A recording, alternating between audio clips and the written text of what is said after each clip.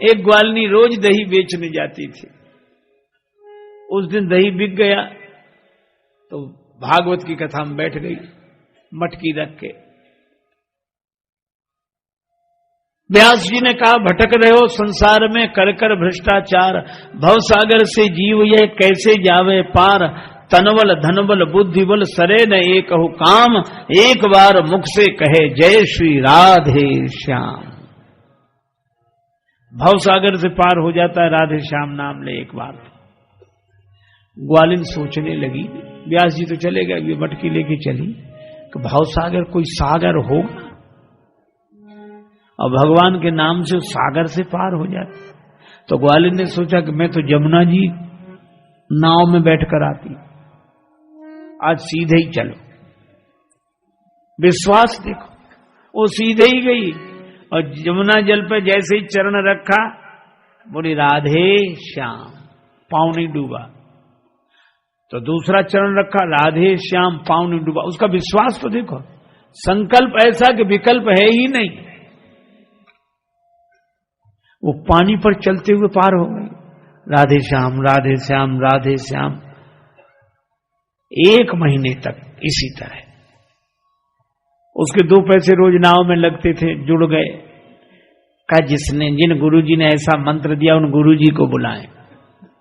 एक दिन गई, पता लगाते लगाते व्यास जी के चरण, गुरुदेव हमारे यहां पधारो। हाँ आएंगे पधारो, ठीक। तो कल लेने आ जाना, मैं आ जाऊंगी। गुरुजी दूसरे दिन तैयार, चौबंदी पहनकर, छड़ी लेकर, घड़ी बांधकर, धोती पहनकर, तिलक लगा के तैयार। अब वो आई, गुरुजी चले, चलो चलो बेटी। और गुरुजी छड़ी लेकर जा रहे। सो नाव वाले घाट तरफ तो गई नहीं, सीधे ही गई। गुरुजी बेटी इधर कहां जा रही, नाव तो उधर मिलती।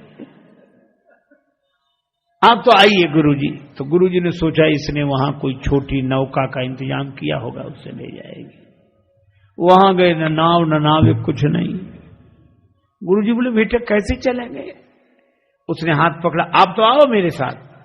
और उसने राधे श्याम कह के पांव रखा और दूसरा पांव राधे श्याम कह के रखा, पानी में खड़ी हो गई। गुरुजी ने समझा कि ये जहां खड़ी है वहां कुछ लकड़ी वगैरह कुछ होगा ऐसा। तो उसने हाथ पकड़ा और बोली राधे श्याम राधे श्याम राधे श्याम कह के जो गुरुजी का हाथ पकड़ा, तो गुरुजी पहली बार में इतने चले गए जमुना। हड़बड़ा के निकले, बोले बेटी हाथ छोड़ ये तो। अब वो बेचारी बोले तो खुद डूब जाए। सो यही कहती, गुरुजी बोलो राधे श्याम, गुरुजी बोलो, गुरुजी बोलो राधे श्याम, गुरुजी बोलो राधे श्याम। यमुना क्या भवसागर में भी इसी मंत्र से काम, गुरुजी बोलो राधे श्याम, गुरुजी बोलो राधे श्याम, गुरुजी बोलो बोलो राधे श्याम, गुरुजी बोलो राधे श्याम, गुरुजी बोलो राधे श्याम। अब गुरुजी राधे श्याम न बोले, अब वो हाथ पकड़े और कुछ बोल ना पावे। तो गुरुजी कभी कमर तक जल में, कभी गले तक, फिर वो खींच ले, फिर वो डूबे। वो कहने लगे अरी बावली तू मुझे छोड़ दे, तो ये घड़ी ले ले, सोने की अंगूठी ले ले, पर मुझे छोड़।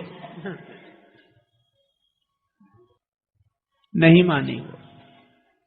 पंडित जी समझ गए, कहने लगे तुझे पता नहीं है, मेरा बेटा बहुत बड़ा अधिकारी है, उसे पता लगेगा तुझे जिंदा नहीं छोड़ेगा, तू मुझे छोड़। पर वो छोड़े ही नहीं। अब पंडित जी ने सोचा कि ये तो है चुड़ैल जादूगरनी अथवा बटमारिनी नार।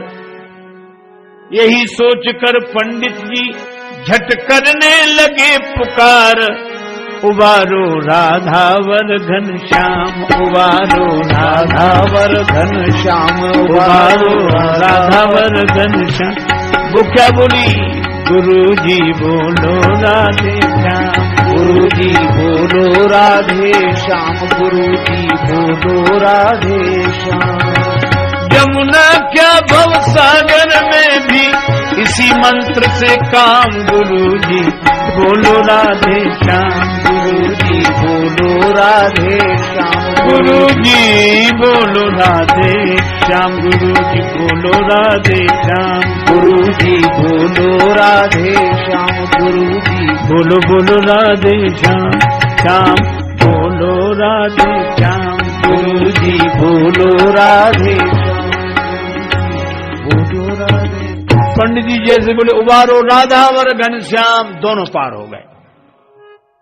अब गुरुजी बड़े घबराए कि इस पार ले आई, पता नहीं क्या करती है, लेकिन वो हाथ जोड़कर ले गई।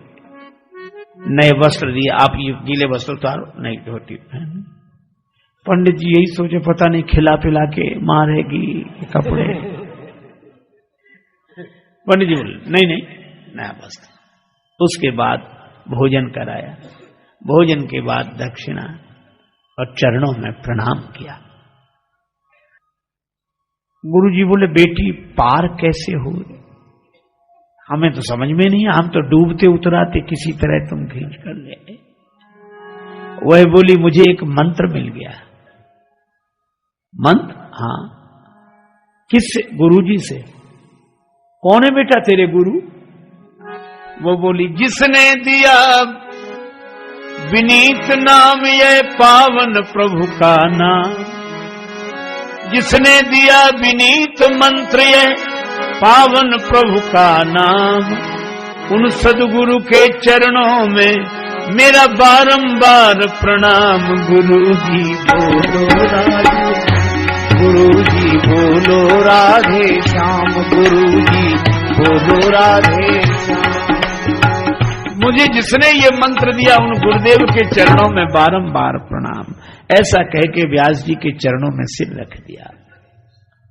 वो सदगुरु आप ही हैं। अब पंडित जी चुप। आपने शरीर की अकड़ दिखाई, बेटे का भय दिखाया, तन को धन को सुख संतति को अभिमान भरे अपने मन में, यदि प्रीत प्रतीत करे प्रभु सो नर क्यों न विनीत तरे क्षण में। इन सबका अभिमान छोड़कर अगर भगवान से अपने मन को जोड़ ले तो उसके तरने में देर नहीं होती। व्यास जी के नेत्र सजल हो गए, आंसू बरसने लगे। उन्होंने कहा कि बेटी मैंने बहुतों को मंत्र दिया, पर उस मंत्र पर कभी विचार नहीं किया, विश्वास नहीं किया, पर धन्य है तूने निष्ठापूर्वक उस मंत्र को मानकर लोक कल्याण का मार्ग प्रशस्त कर दिया।